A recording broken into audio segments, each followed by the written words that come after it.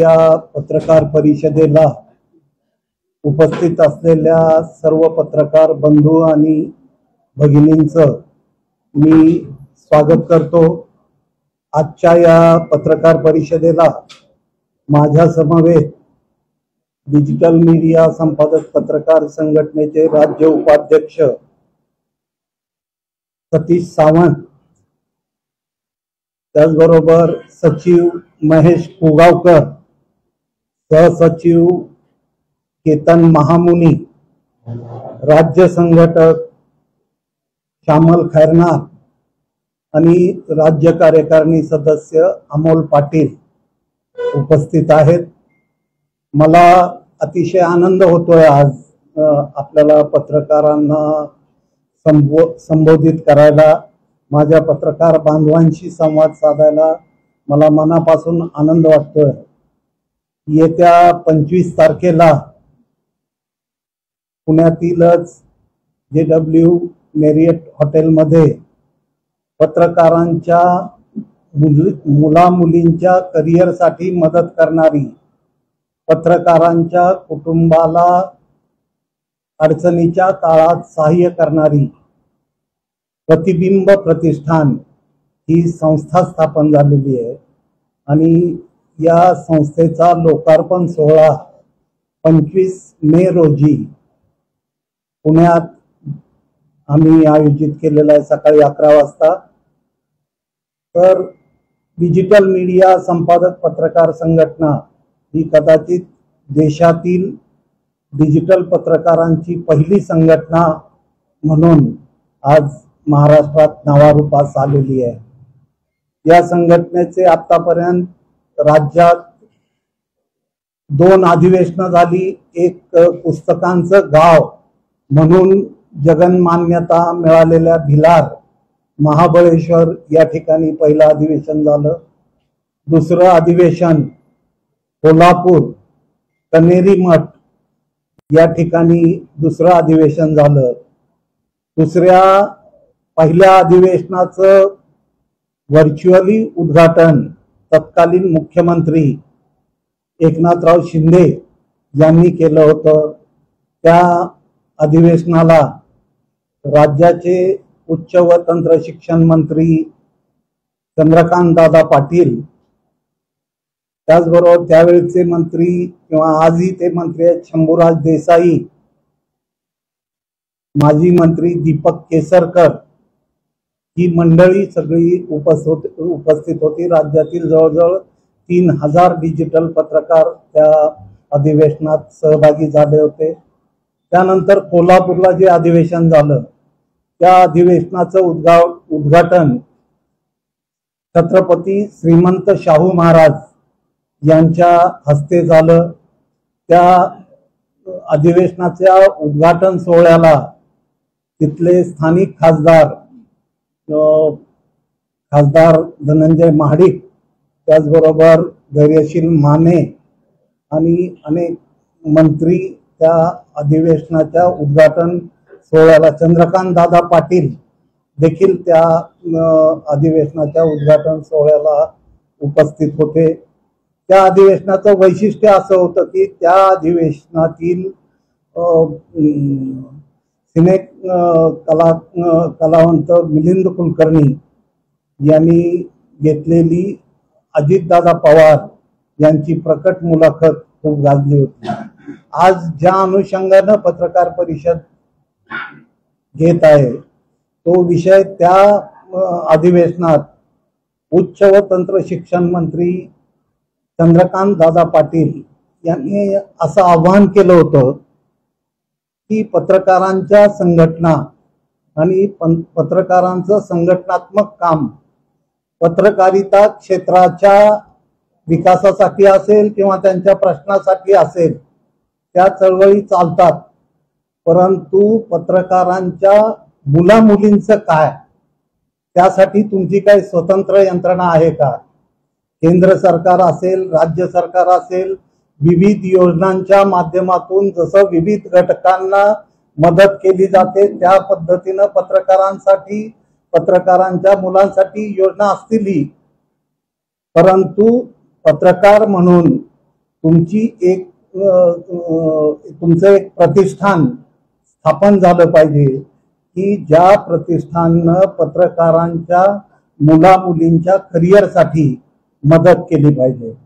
उदाहरण म्हणून सांगायचं झालं तर की एखादी पत्रकाराची मुलगी चांगलं क्रिकेट खेळत असेल किंवा ती चांगली कला क्षेत्रात नाव करण्याची क्षमता तिची असेल, परंतु केवळ पत्रकाराच्या कौटुंबिक मर्यादेमुळं, आर्थिक मर्यादेमुळं जर तिला लिफ्ट देणं शक्य नसेल तर या प्रतिष्ठानच्या माध्यमातून मग क्रिकेटचं किट असेल किंवा तिच्या प्रशिक्षणाची व्यवस्था असेल, मी हे एक उदाहरण सांगितलं तुम्हाला। या पद्धतीनं पत्रकारांच्या मुलामुलींसाठी विशेष काम करणारी संस्था म्हणून स्थापन करावी अशी सूचना त्यावेळी चंद्रकांत दादा पाटील यांनी केली होती। आणि आम्ही संघटनेचे आम्ही पदाधिकारी आणि सदस्यांनी सर्वांनी मिळून ते मनावर घेतलं आणि प्रतिबिंब प्रतिष्ठान हे पत्रकारांच्या मुलामुलींच्या कल्याणासाठी, प्रसंगी पत्रकारांच्या कौटुंबिक आरोग्याच्या प्रश्नासाठी हे प्रतिष्ठान काम करेल। किंवा आता सरकार शंकरराव चव्हाण पत्रकार कल्याण निधीच्या माध्यमातून वैद्यकीय मदतीची तरतूद राज्य शासन करतं किंवा महात्मा फुले योजनेच्या माध्यमातून वैद्यकीय मदत केली जाते। या मदती व्यतिरिक्त जी काही मदत लागेल पत्रकारांच्या कुटुंबाला, ती मदत वैद्यकीय कारणासाठी करण्यासाठी म्हणून हे प्रतिष्ठान प्रयत्नशील राहणार आहे। मला सांगायला आनंद वाटतो की ज्या चंद्रकांत दादा पाटलांनी सूचना केली त्यांनी शब्दही दिला की असं जर प्रतिष्ठान तुम्ही स्थापन केलं तर लोकवर्गणीतून हे प्रतिष्ठान सक्षम होत राहावं यासाठी मी स्वतः मदत करेन। आणि त्याच प्रतिष्ठानचं उद्घाटन येत्या 25 तारखेला आपण चंद्रकांत दादा पाटील यांच्या हस्ते, त्याचबरोबर राज्याचे ग्रामविकास मंत्री जयकुमार गोरे, त्याचबरोबर विधानसभेचे उपसभापती अण्णासाहेब बनसोडे आणि आपल्या शहराचे पोलीस आयुक्त अमितेश कुमारजी, त्याचबरोबर राज्याच्या पंतप्रधान आयुष्यमान भारत मिशनचे अध्यक्ष ओमप्रकाश शेटे यांच्या उपस्थितीत हे प्रतिष्ठानचं लोकार्पण आपण करतोय। याच कार्यक्रमाच्या निमित्तानं आपण राज्यातल्या विविध क्षेत्रातील मान्यवरांना महाराष्ट्र महागौरव पुरस्कार देऊन त्या सोहळ्यात आपण गौरवणार आहोत। त्या विविध क्षेत्रातील त्या मान्यवरांसोबतच पत्रकारितेतील मान्यवरांना ज्यांचं योगदान आहे चांगलं, अशा पत्रकारांचा देखील महाराष्ट्र महागौरव राज्यस्तरीय पत्रकारिता पुरस्कार देऊन आपण गौरव करणार आहोत। डिजिटल मीडिया क्षेत्रात संघटन म्हणून डिजिटल पत्रकारांसाठी काम करत असताना आम्ही स्टार डिजिटल पत्रकार म्हणून देखील पुरस्कार या कार्यक्रमात देणार आहोत। मला हे पुरस्कार घोषित करताना मनापासून आनंद होतोय की या सामाजिक आणि विविध क्षेत्रातले पुरस्कार मी जाहीर करतोय। प्राचार्य डॉक्टर किरण सावे पालघर आदिवासी भागातील शिक्षणासाठी हे कार्यरत आहेत। बिग हिट मीडिया ही संस्था कला आणि मनोरंजन क्षेत्रात कार्यरत आहेत। त्या संस्थेत काम करणाऱ्या अनुष्का सोलवट, ऋत्विक मनी, अनिल मनी यांना आपण कला क्षेत्रातला पुरस्कार देतोय। सचिन वायकुळे बार्शी तृतीय पंथीयांच्या साठी आणि देह विक्रय करणाऱ्या महिलांसाठी हा आपला पत्रकार मित्र सचिन वायकुळे काम करतो। तृतीय पंथीयांना लाडकी बहीण योजनेसारखी एखादी योजना तयार करून मदत दिली जावी अशा प्रकारची भूमिका त्यांनी मांडली आणि ती वेगळ्या पद्धतीनं कुठल्या योजनेतून तृतीय पंथीयांना लाडक्या बहिणीसारखी मदत होईल यासाठी यशस्वी प्रयत्न वायकुळे यांनी केलेले आहेत। त्याचबरोबर डॉक्टर पुरुषोत्तम केशवराव धोंडगे कंधार नांदेड, हे केशवराव धोंडगे हे आपल्या सर्वांना भाई केशवराव धोंडगे हे नाव आपल्या पत्रकारांना माहीत आहे की शेतकरी कामगार पक्षाचे विधिमंडळात ज्यांनी ऐतिहासिक कामगिरी केली त्यांचे चिरंजीव डॉक्टर पुरुषोत्तम यांना आपण पुरस्कार देतोय। उमाकांत मिटकर नळदुर्ग धाराशिव भटक्या विमुक्तांसाठी हे काम करतात, त्यांना आपण पुरस्कार देतोय। आपण मोहन डांगरे आणि सृष्टी डांगरे सोलापूरला महिला सक्षमीकरण आणि आई प्रतिष्ठानच्या माध्यमातून हे बापले काम करत आहेत। प्रशांत मोरे महाबळेश्वर युवा उद्योजक आहेत, बांधकाम व सामाजिक क्षेत्रात त्यांचं काम आहे। संजय कोठारी जामखेड सामाजिक क्षेत्रात त्यांनी काम चांगल्या पद्धतीनं केलेलं आहे। नामदेवराव खराडे साखर उद्योगामध्ये मराठवाड्याच्या साखर उद्योगाला एक सकारात्मक दिशा देण्याचं काम छत्रपती संभाजीनगर मधील नामदेवराव खराडे यांनी केलेलं आहे। स्वप्नील परदेशी पाचगणी चिक्की उद्योगाला ज्यांनी महाराष्ट्राच्या चिक्की उद्योगाला ज्यांनी दिशा दिली ते स्वप्नील परदेशी यांनाही आपण पुरस्कार देतोय। विजय राऊत छत्रपती संभाजीनगर शिक्षण क्रीडा आणि कला सांस्कृतिक क्षेत्रात त्यांचं योगदान हे महत्वपूर्ण राहिलेलं आहे। संदीप शिंदे यवतमाळ हे बेघर आणि मनोरुग्णांच्या पुनर्वसनासाठी काम करतात, त्यांना आपण पुरस्कार देतोय। शिवराम घोडके बीड यांनी सेंद्रिय शेती आणि कृषी क्षेत्रात महाराष्ट्राला दिशा देईल अशा प्रकारचं काम या युवकांनी केलेलं आहे, त्यांनाही आपण पुरस्कार देतोय। आतिश शिरसाट सोलापूर बेवारस आणि भिकारी रस्त्यावरचे भिकारे यांचं पुनर्वसन करण्याचं काम, त्यांच्यासाठी सर्व प्रकारच्या सुविधा उपलब्ध करून भिकारी निर्मूलनासाठी काय करता येईल यासाठी यांनी काम केलेलं आहे, त्यांनाही आपण पुरस्कार देतोय। भास्कर घुले हे विघ्नहर सहकारी साखर कारखान्याचे कार्यकारी संचालक आहेत, यांनी अगदी रोजंदारीवरील कामगार म्हणून करिअरला सुरुवात करून कार्यकारी संचालक पदापर्यंत मजल मारली आणि विशेषतः ऊसतोड कामगारांबद्दल त्यांनी केलेलं काम महाराष्ट्रात कौतुकाचा विषय ठरलं होतं, म्हणून त्यांनाही आपण पुरस्कारानं गौरव करतोय। संतोष ठोंबरे बार्शी ग्रामविकास व अनाथ त्याचबरोबर क्रीडा कला क्षेत्रात एक 18 एकर क्षेत्रात समाज सेवा केंद्र स्थापन करून त्यांनी एक वेगळं दृष्टिकोन महाराष्ट्राला देण्याचा प्रयत्न केलेला आहे, त्यांनाही आपण पुरस्कारानं गौरव करतोय त्यांचा। मानसिंगराव चव्हाण कोरेगाव सातारा गडचिरोली नक्षलवादी एरिया भागामध्ये त्यांनी जे पीडित आहेत त्याचबरोबर जे मनोरुग्ण असतील किंवा तळागाळातल्या लोकांच्या पुनर्वसनासाठी एक केंद्र स्थापन करून ते नक्षलवादी भागात अत्यंत प्रतिकूल परिस्थितीत काम करतात अशा शुभम पसारकर यांनाही आपण पुरस्कार देतोय। त्याचबरोबर महाराष्ट्र महागौरव पत्रकारिता पुरस्कार 2025 साठी आपण एबीपी माझाच्या संपादिका सरिता कौशिक यांची निवड केली आहे।